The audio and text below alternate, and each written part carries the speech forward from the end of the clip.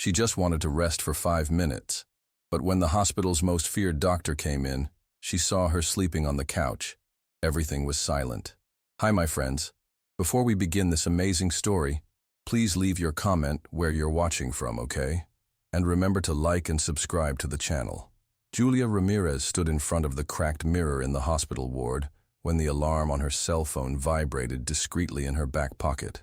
It was 5:20 in the morning. The cold light of the bathroom made the tiredness on her face even more evident.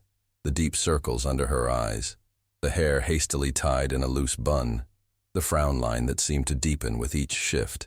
She rubbed her eyes with the back of her hand and let out a muffled sigh, as if trying to push the exhaustion out of her body. "Come on, Julia. One more day. Just one more day," she muttered to herself, forcing a smile in her reflection that convinced no one, not even her own soul. It was her third shift in a row, alternating between Los Angeles County General Hospital and a small private clinic in the Westlake neighborhood. But there, in the fogged-up mirror, what she saw was not just a tired nurse. It was a woman trying to keep the whole world together. Outside, the hallway was silent. The loudest sounds were the oxygen machines and the rustling of papers from the previous shift. Julia walked to the break room, that windowless cubicle that smelled of stale coffee and antiseptic, where a worn-out couch shared space with rusty cabinets. She sat in the corner, hugging her knees for a moment, like she used to do when she was a child, and her mother turned off the light too early. Her white lab coat was stained with coffee and a little dried blood. Her pen no longer worked, and her badge hung crookedly in her pocket. She took the cold lunchbox out of her bag, but just stared at it. Her stomach growled, but her tiredness was greater. "Mom will ask if I ate. I'll say yes. I always do," she thought with a slight, sad smile.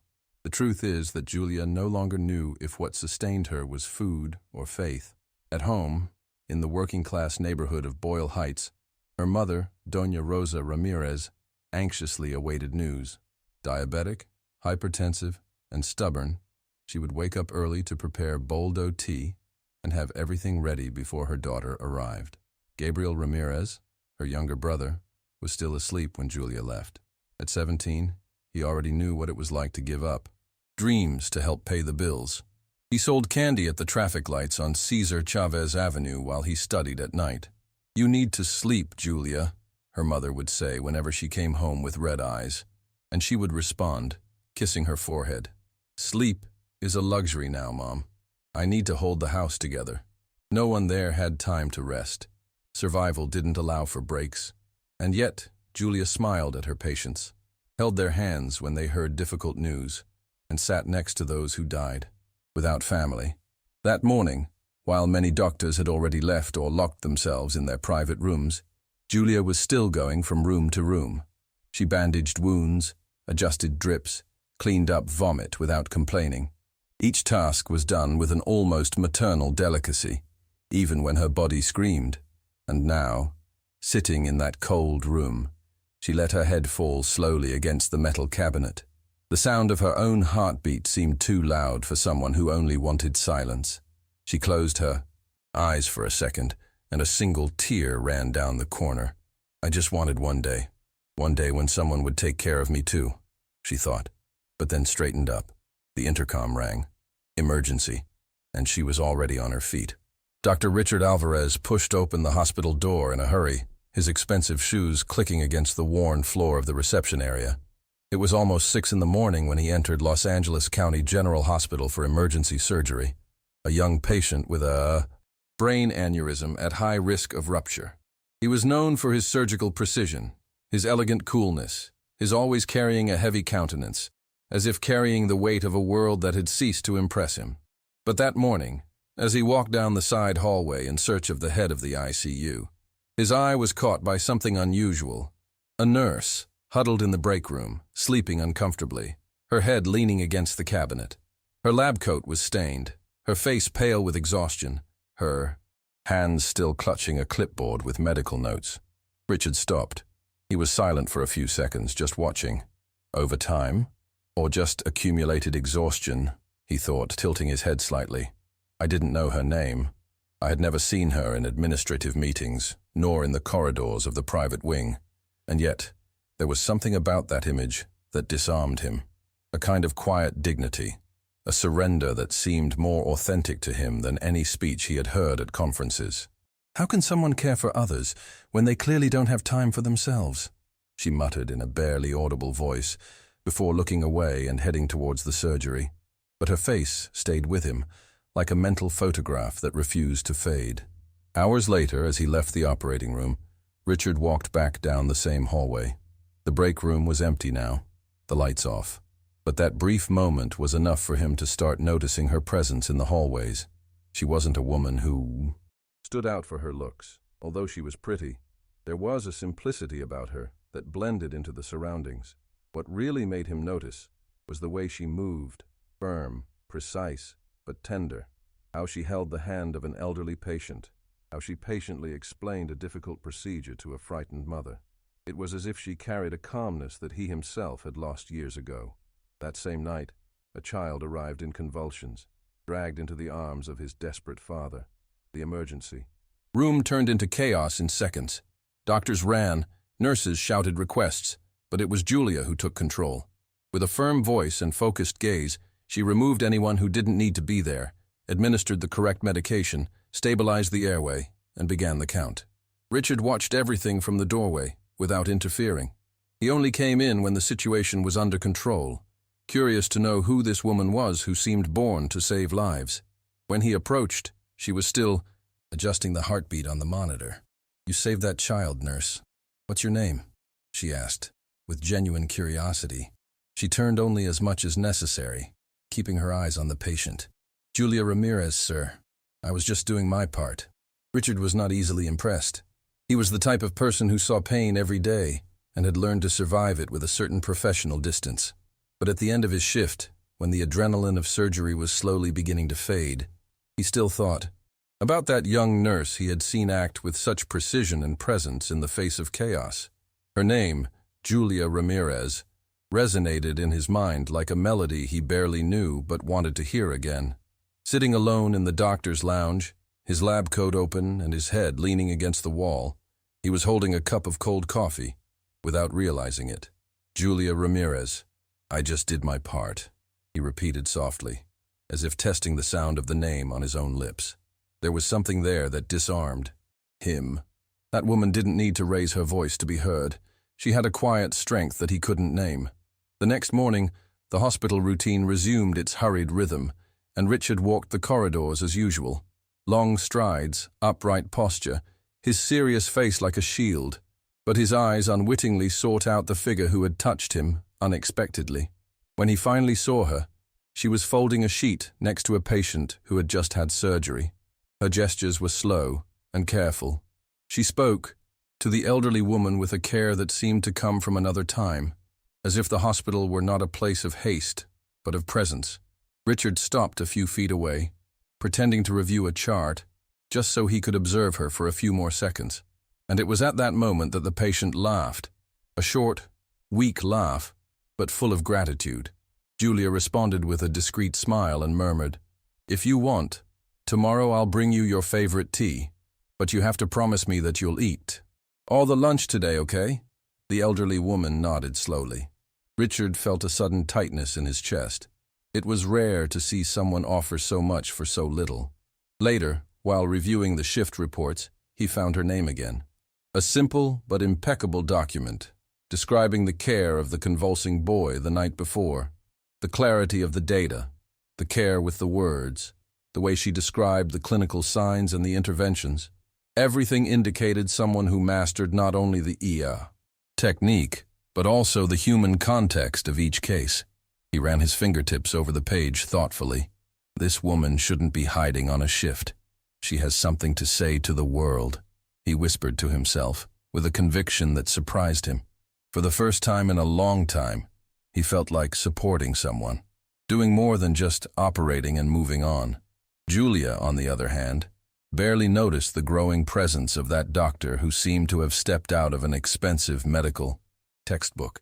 She knew who Richard Alvarez was. The whole hospital knew. One of the most sought-after neurosurgeons in the country, an international consultant, arrogant to some, brilliant to all. But the most common rumor behind the scenes was that he was inaccessible, cold, lonely, and she didn't even feel up to meeting his gaze. When she saw him standing near the ICU, reading his report, her body instinctively stiffened. He must be looking for a mistake, she thought, her heart racing. She didn't want to be called. She didn't want her existence to be noticed to that extent.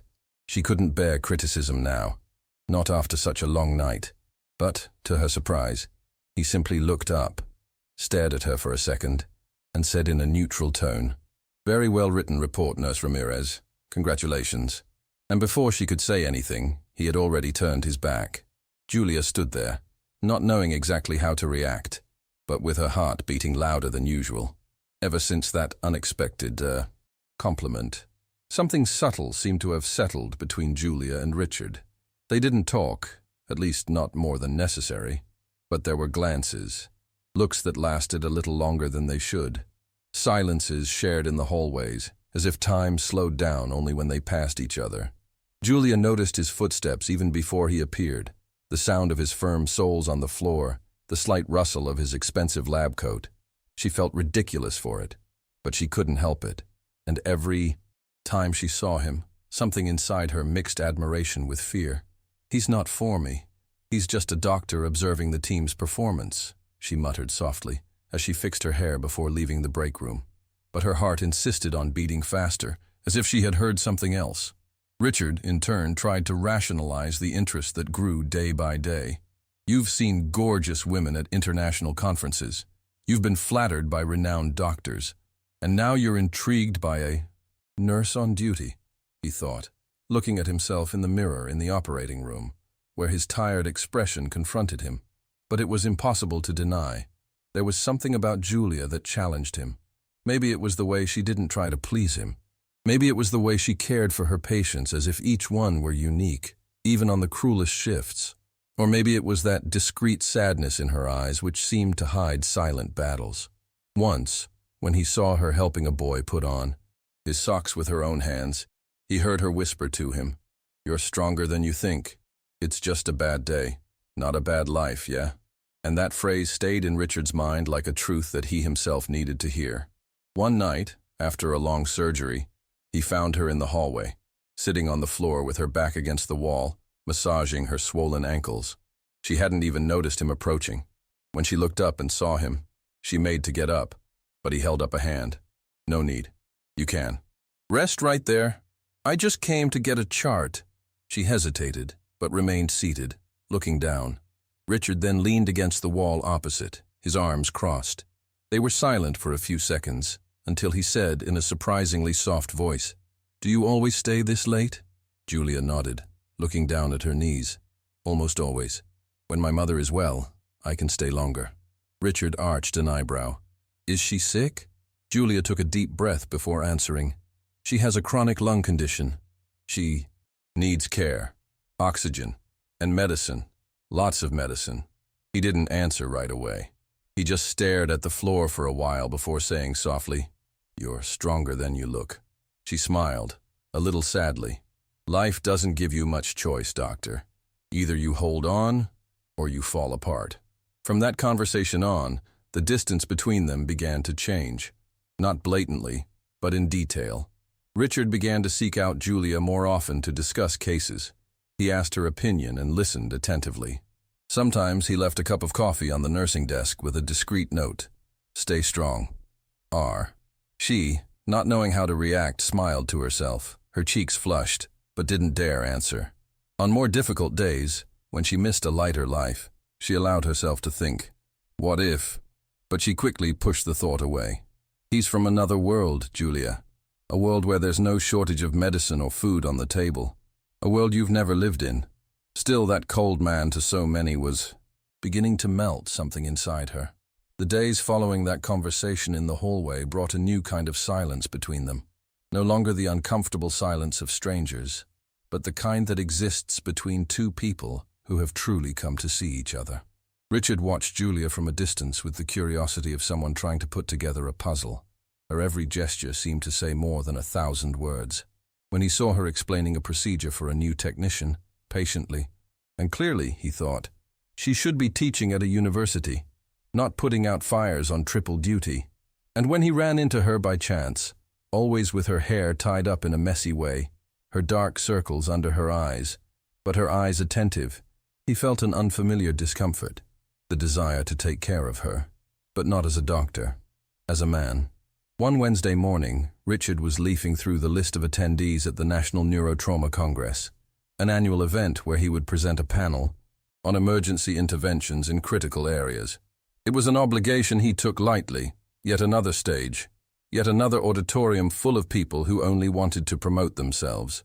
But when he saw the name Julia Ramirez, nurse, his eyebrow arched, and something inside him woke up. "What is a nurse from a public hospital doing here?" he murmured, intrigued. And next to the name, in small letters, clinical case, febrile epilepsy in a pediatric patient. He immediately remembered the boy saved weeks ago. It was the same case, the same precision. The same day she had demonstrated a technical mastery that went beyond the limits of her position. He smiled sideways and thought, she deserves more than a name tag in the audience. That same day, he waited for Julia at the end of her shift. She was gathering materials in the nursing station, with the tired expression of someone who had already exceeded her limit hours ago. He knocked lightly on the door, holding a coffee in his hand. "May I?" She turned around, surprised. "Sure, doctor. Do you want anything?" Richard walked in slowly, held out the paper cup and said, "I brought it for you. It's warm." She accepted it awkwardly, holding the cup as if it were something precious. "Thanks, but you didn't need it." He smiled slightly. "Yes, you did. And by the way, I saw your name on the list for the Congress. It's great to know that you're going to present." Julia was speechless for a moment, frowning. "Oh, I signed up, but I don't know if I'll be able to go. It's expensive. And it's in another neighborhood, transportation, clothes. Those things make things complicated." Richard shook his head slowly. "You're not just going to watch, Julia. I want you to present your case alongside me. You're going to be the main example on my panel." Her eyes widened. "You want me with you?" "But I'm just a nurse, doctor." He stepped a little closer, his gaze serious but gentle. "That's exactly why. Because you still remember that before. The medical records. There are people." Julia looked down, visibly touched. I don't know what to say. No one has ever trusted me like that." He answered, almost in a whisper. "Maybe no one has stopped to see what I saw." She took a deep breath, feeling a tightness in her chest, mixed with gratitude, fear, and disbelief. This seemed too big, too good. Her instinct was to back away, to say no, to protect herself from the possibility of failure, or worse, deluding herself. But something in Richard's steady gaze held her. She swallowed hard and, after a few seconds, answered, "If you really believe, then I'll try." He smiled, a small but genuine smile. "Then get ready. It'll be a great start." The week leading up to the conference was a mix of anxiety and disbelief for Julia. Amidst her shifts, insomnia, and suffocating routine, she tried to imagine what it would be like to be in front of an audience, alongside one of the most respected neurosurgeons in the country. At night, after her mother went to sleep and her brother left for his night shift at the gas station, she would sit with her laptop on her lap, reviewing the case data, practicing her lines in a low voice. At times, her heart would beat so hard that she thought about giving up. "Who do I think I am?" she would whisper to herself in front of the mirror. But then she would remember the look in Richard's eyes when he said, "You still remember that before the medical records. There are people." And that was what kept her going. On the night of the conference, she arrived at the hotel with a simple backpack and a navy blue dress lent to her by a friend from nursing. She looked impeccable, but she still felt out of place among the marble-lined hallways and the attendees with gold name tags. Richard spotted her before she noticed him. She was leaning against a pillar, fidgeting nervously with her fingers, as if she were going to disappear. He approached her with a calm smile. "You're early." She turned around suddenly, a little embarrassed. "I didn't want to be late, or get lost." He laughed lightly. "You're going to shine, Julia. I've read your part 3 times. It's better than mine." She tried to smile but looked away. "Thank you, doctor. I hope I don't disappoint." The presentation went better than either of them had expected. Julia spoke with precision, clarity, and humanity, a rarity in technical settings. The audience's questions were answered with confidence and empathy. At the end, Richard introduced her not as a nurse, but as the professional who saved a boy's life because of her attention to detail that so many of us overlook. Julia couldn't believe what she was hearing. She received compliments, handshakes, and even invitations to future events.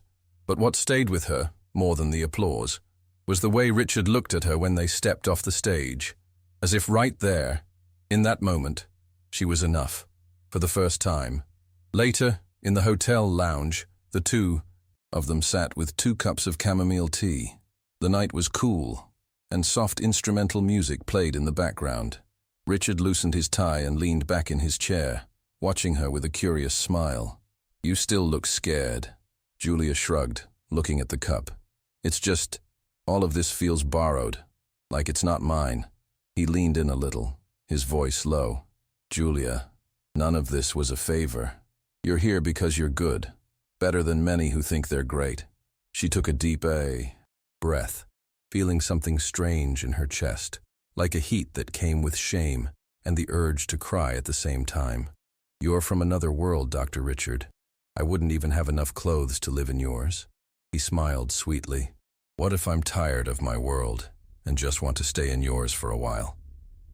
The morning after the conference, Julia woke up before her cell phone even rang. She hadn't slept much.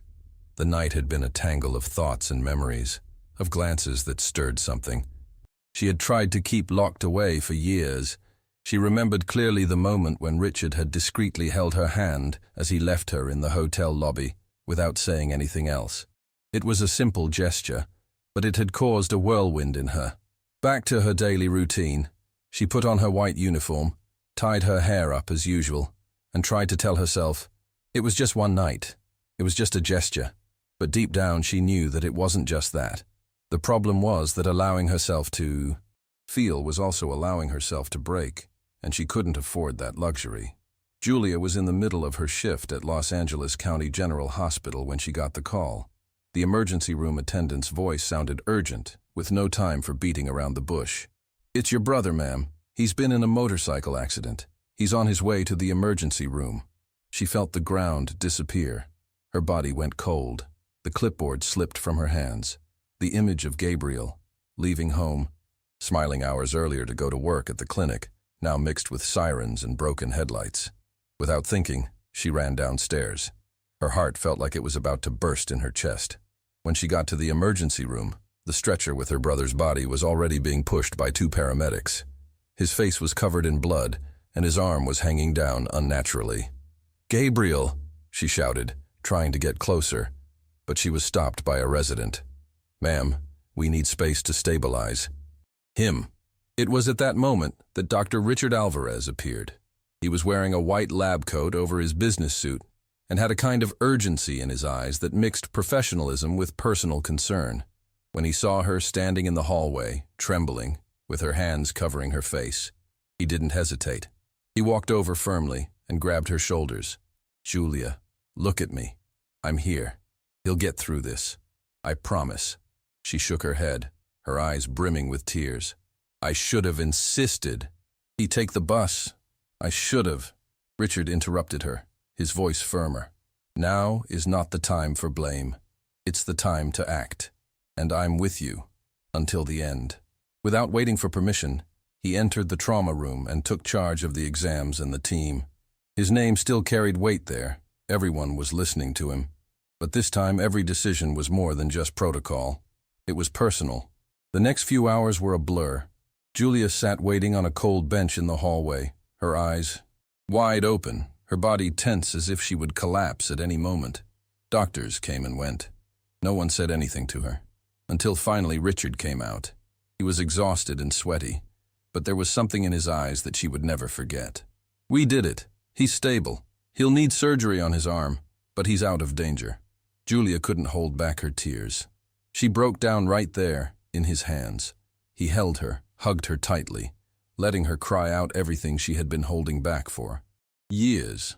Thank you, doctor," she murmured, her voice breaking. Richard, still holding her, said in a low voice, "I'm not your doctor today. I'm just someone who cares about you." The surgery went well, but Julia didn't leave the hospital until she saw her brother wake up. When she finally heard Gabriel's slurred voice asking where he was and asking for a glass of water, she felt as if her heart was beating regularly again.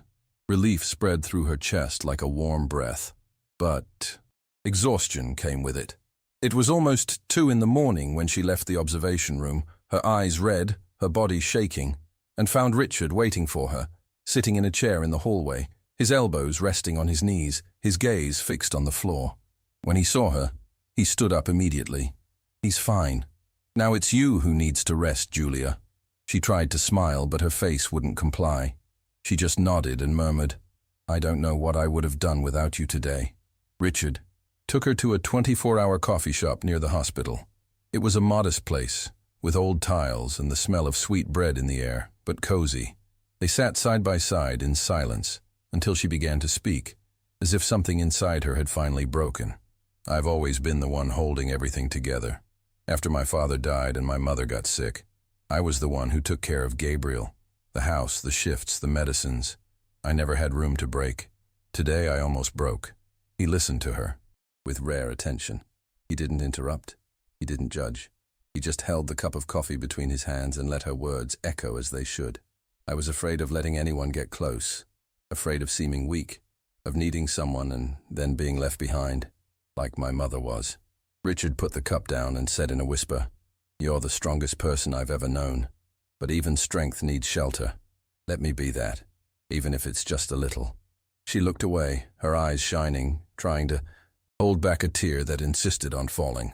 "I'm so afraid, Richard, of deceiving myself, of becoming just another story for you to tell at some fancy table." He gently touched her hand on the table. "You're not a story, Julia. You're all that makes sense now. I'm also tired of appearances, of masks, of smiles that say nothing. I want real things. I want you." The silence between them was thick, full of emotion. For the first time, Julia didn't run away. She just let him hold her hand, letting the warmth of that gesture say what words still couldn't say. Later, at the door of her house in Boyle Heights, with the street deserted and the streetlights casting long shadows on the asphalt, Richard stopped the car and looked at her, unhurriedly. "Are you safe? Do you want me to come up?" Julia smiled slightly and shook her head. "No need, but thank you for today, for everything." Then he said, with that half smile that she was beginning to decipher, "I didn't do it out of obligation. I did it because I care, and because, somehow, being with you makes the world stop hurting." She got out of the car, walked to the door, but before entering she looked back and said, "Good night, Doctor." Richard replied with affection in his eyes, "Good night, Julia. And please, just call me Richard." The following days were intense, but different. There was a new light in Julia's eyes, not the kind that comes from luck or fantasy, but the kind that comes after pain, after resistance. Her brother was already in physical therapy, with a promising rehabilitation plan, and her mother seemed even more willing, excited about her son's recovery. For the first time in years, the house breathed hope. But what really moved Julia was the unexpected invitation she received on a Monday morning. The director of the private hospital where Richard also worked wanted to talk to her. "It's about the new neurological ward. We want someone with your experience and sensitivity to join the team from EOR." "The beginning," said the director. She blinked, surprised. "But what about the public shifts and the postgraduate course?"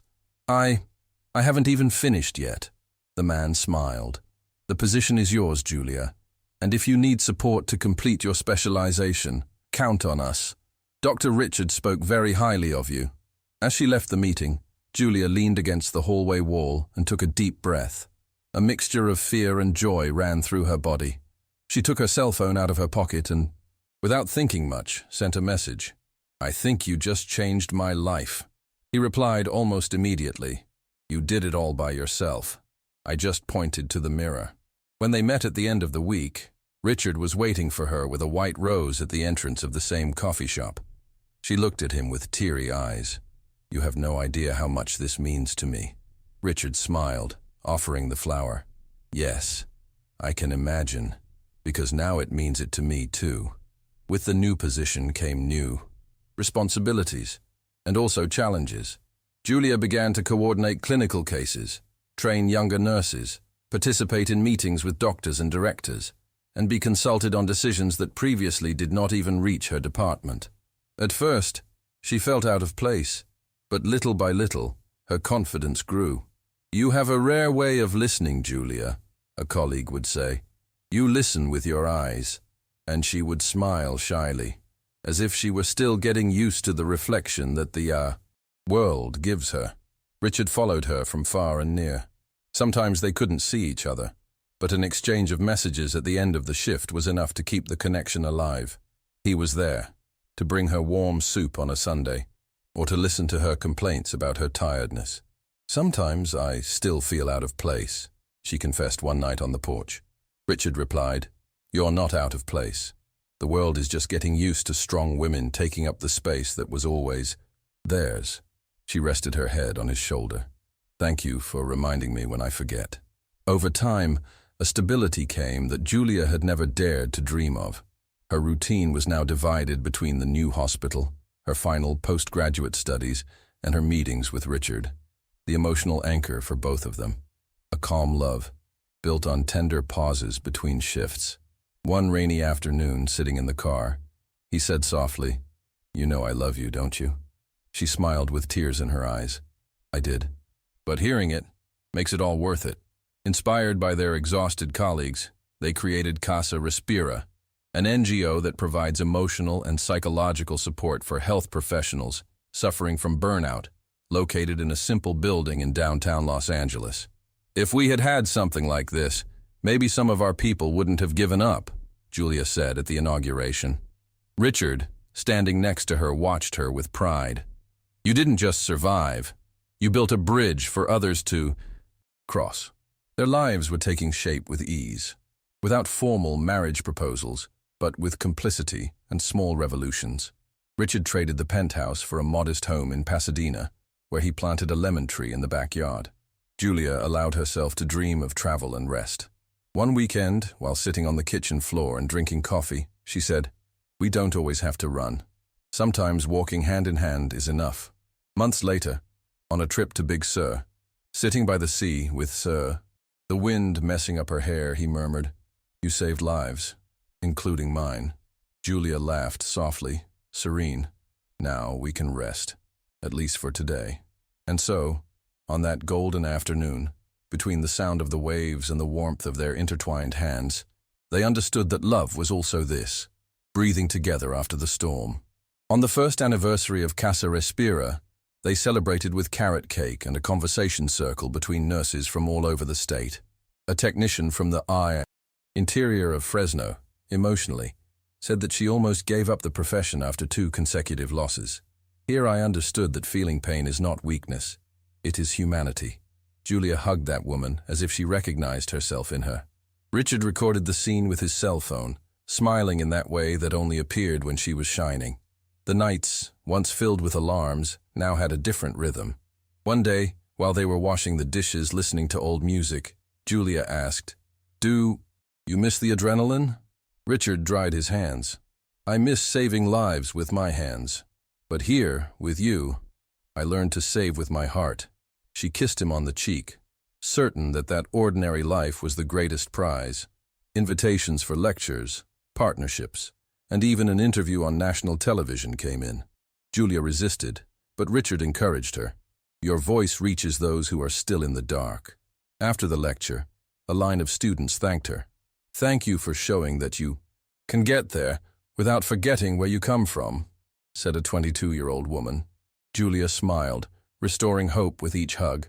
One Sunday, they sat on the porch with fennel tea and potato bread that Richard had made, talking about the future. They didn't know if they would have children. They only knew that they were here, whole. "Do you believe in destiny?" he asked. "I believe in meetings," she replied. Richard took her hand. "You are the best change my life has ever had." The following spring, during a walk in the park, a couple of residents asked for a photo. Julia laughed. "We're not celebrities." The young man replied, "For someone who starts out with no money and no support, you are, because you exist." That evening, Julia said, I wish my mother could have seen all this. Richard hugged her. She saw it, Julia, and she would be proud of everything you've become. The years passed slowly. Wrinkles and grey hair appeared, but there was more peace than worries. One late afternoon, sitting on the sand of the same beach in Big Sur where they had promised to rest at least for today, they simply looked at the sea. Richard, with his head on her shoulder, murmured, "We won, didn't we?" Julia smiled, her eyes on the horizon. "Yes, love. And the best part is that we won together." There, amidst the sound of the waves and the certainty that they left the world better than they found it, their story found rest. Not the rest of absence, but of a mission accomplished. The love between Julia Ramirez and Richard Alvarez was not a fairy tale, but one of reality, courage and kindness, ingredients that, together, saved more than lives. They rebuilt destinies. If you enjoyed this story, subscribe to the channel, leave a like, and turn on notifications so you don't miss future content. See you later.